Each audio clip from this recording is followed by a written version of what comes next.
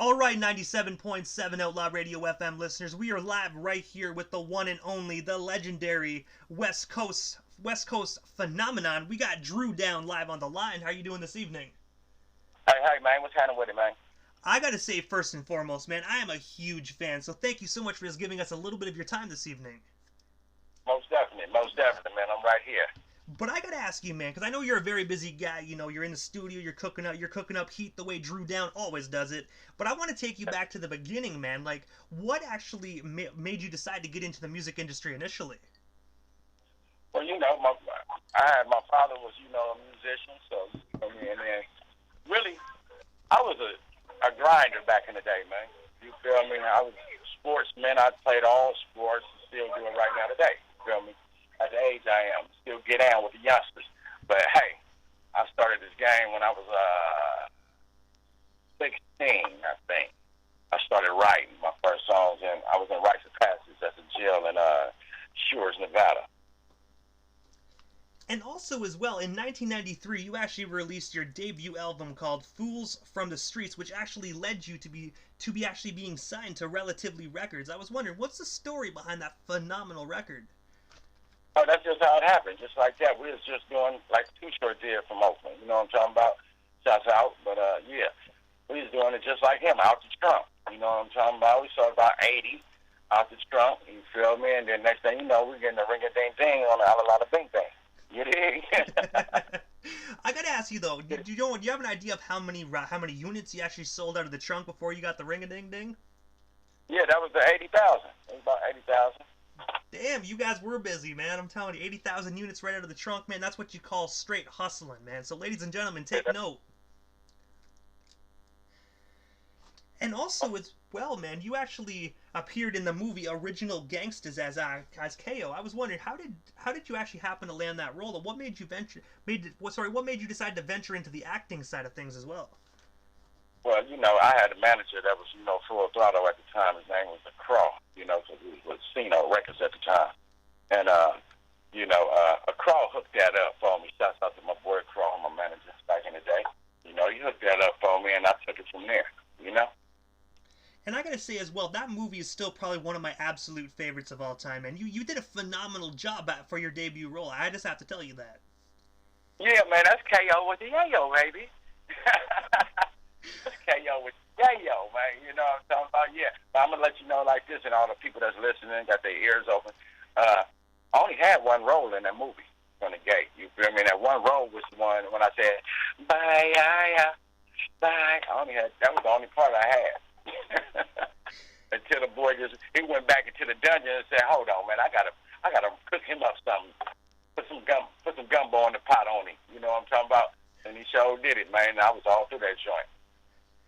And also, man, in the year 1996, and I want to say first and foremost, you probably get asked this one a lot, but you were actually featured on Tupac Shakur's All Eyes on Me album on the song All About You. I have to ask you, how did yourself and Tupac get connected? And of course, what was it like collaborating on that joint with him? Well, I've been knowing Pac since, around the corner on the block, because my boy Gov, shouts out to Gov, free Gov when you get out, man, you know what I'm talking about. But, yeah, he was Gov's best friend, but he was just right around the corner from where I stayed. So he always see me driving in a Mustang, Cougar, or something like that, Benz, drop top. He always was on the porch. Because Pac wasn't Pac like he was on Death Row. You know what I'm talking about? He was African chains and, you feel me, the whole little Zusu thing. You feel me? But, he came up out of that, man, and did what he did. Shouts out to the boy, rest in peace, the whole shebang bang. But, yeah, he hooked that up, And I have to ask you as well, like, how long did it take Tupac to actually write All About You, like, when you were in the studio with him? Like, how long did that writing take? Because I heard that he didn't take very long to write his lyrics. Yeah, Pac will never take long. That should be done in 20 minutes, man. You feel me? But the whole point, when I met him, I was fresh out the penitentiary. He was fresh out the penitentiary a week before me, and we was both at Beverly Hills Hotel. And that's how we hooked up. Rest in peace to my boy Syke, too. Because Syke hooked me up with him. That was my folks out there, But, yeah, both of them gone right now, so rest in peace to both of them. But, yeah, Syke hooked that up. And from there on, we was at Death Row, and Everybody was acting a fool. The song was damn near done anyway. Put it like that. And I just jumped on it. He said, "Man, you want to get on that?" And I just jumped on it. You know what I'm talking about? Everybody think I did it first, but I didn't. You feel me? It was just, you know, you think it's all about you, but it's not, though. You know what I'm talking about? That was just the only thing I said. But, hey, you know, that's a plaque on the wall.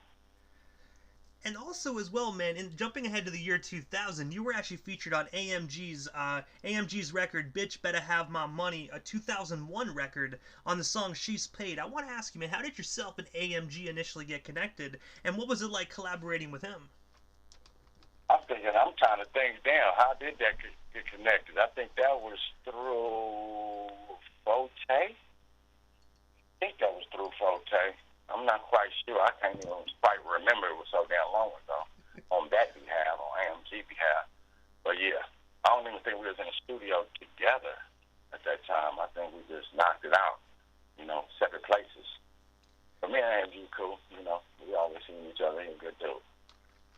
And also, man, jumping along to the very next year, I also read that you actually got signed to a record deal with Ruthless Records, but Ruthless Records. I've got to ask you, how did yourself and Ruthless get connected, and what was it like being signed to Tamika while she was under ownership? Well, yeah, that's funny that you said that. But yeah, it was still relativity, but then we ended up, yeah, it was kind of like a Ruthless thing. But see, once again, I had to go down after I made the album.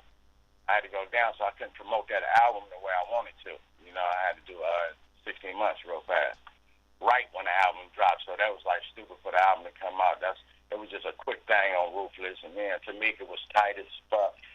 Just like me and Easy was tight. You know, me and Bone Thugs and Harmony tight. All of it, we was a big family camp at that time. And when you said like you and Eazy-E were tight, like going back, was it kind of weird being signed, or did it feel different being signed to Ruthless without Eric there? No, not at all. You feel me? We wish he was there, but you know, the music still lives. You know, and we got to do what we got to do to keep things going. And you feel me? And feed these kids. You know, because it's the way we eat. You know. And one last question pertaining to the Ruthless days, man. I have to ask you, what was when you said you knew Eazy-E? Like, what is one of your most memorable moments you shared with the late great Eazy-E? Because unfortunately, not a lot of individuals really know very much stories about Eazy-E behind the scenes. Right. I'm gonna tell you one memory I got of him too, but I got a bunch of them. Don't get me wrong, but it was like the first time we met. I think we had a show in Barstow or something. You know, lights was big, name was big. It was like my first show. I had a big ass vest that go down to my kneecaps, and I had this Filipino girl. We used to practice in big mirrors and shit like that, right? And she was like, "What if I do this and flip your thing up and suck your dick?" Right?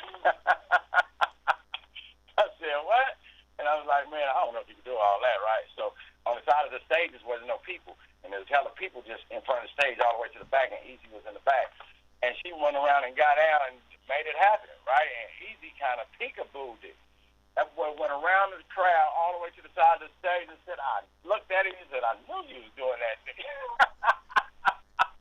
That was right when I was doing the Pimp of the Year, man. Right at the time I was doing the Pimp of the Year. Because everybody wasn't focused on me. They was focused on the bitch ass shaking. It was back in the day. So she was twerking back then before twerk was even out.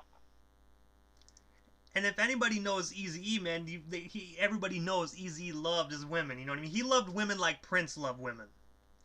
Oh, yeah, man. I think we all love women, you know what I'm talking about, but the whole time, yeah. He was a gangster, you feel me, at the same time, he was a businessman, so it all fell together.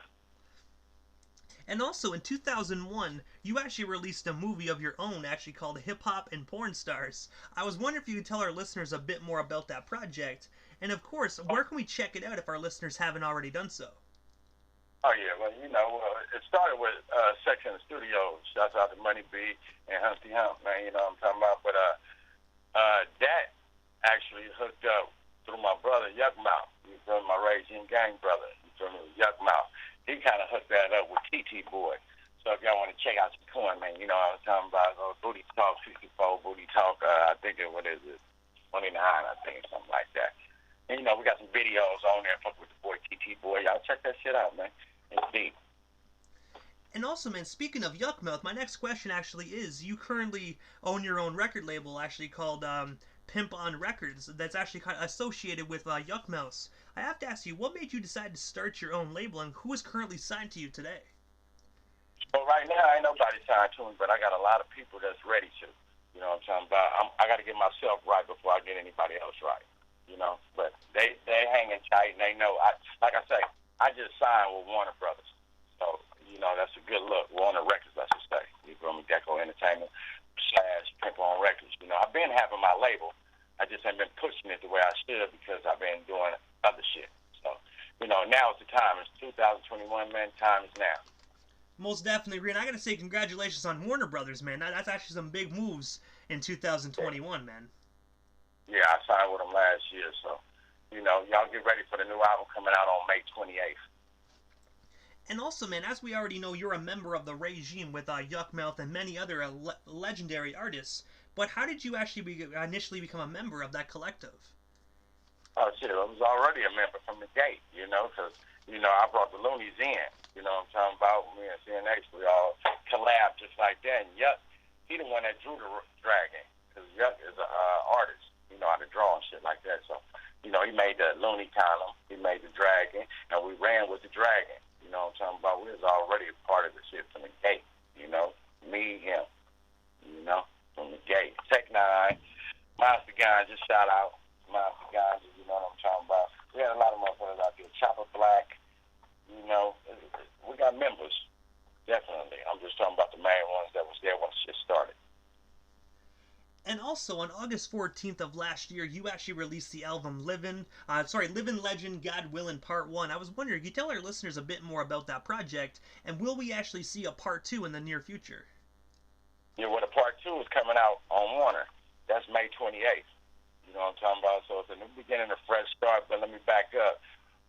Living Legend, God Willing, that's Part 1. That came out, like you said, in August, September, like, you know, so it's on all platforms. Y'all pick that up. Before that, I have Welcome to Drus World. So Welcome to Drus World is an album about all women. You know what I'm talking about? It ain't no street shit. It's just about women, but it might sound like some street shit because it's gutter.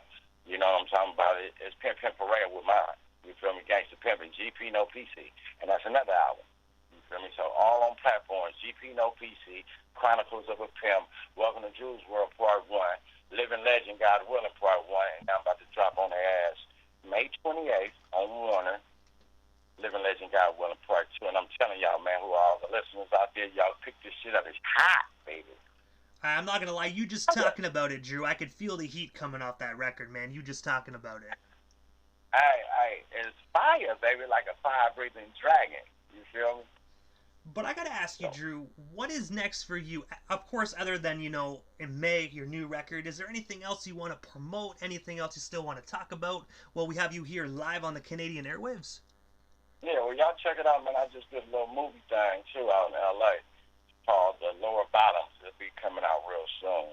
And, you know, her name is Dominique. She's from Oakland, you know, and it's called The Lower Bottoms. So y'all check this out. It's big, though. You know, it's going to be real big, you know. I don't want to say his name. Will Packer. Will Packer's involved. So if you know Will Packer, then y'all know it's going to be big no matter what. So, yeah, that's one thing I got going on. You know, I'm just working, man, constantly working. I got people around me. They with me, you know. So the team is getting bigger and thicker, and everybody's getting smarter and wiser.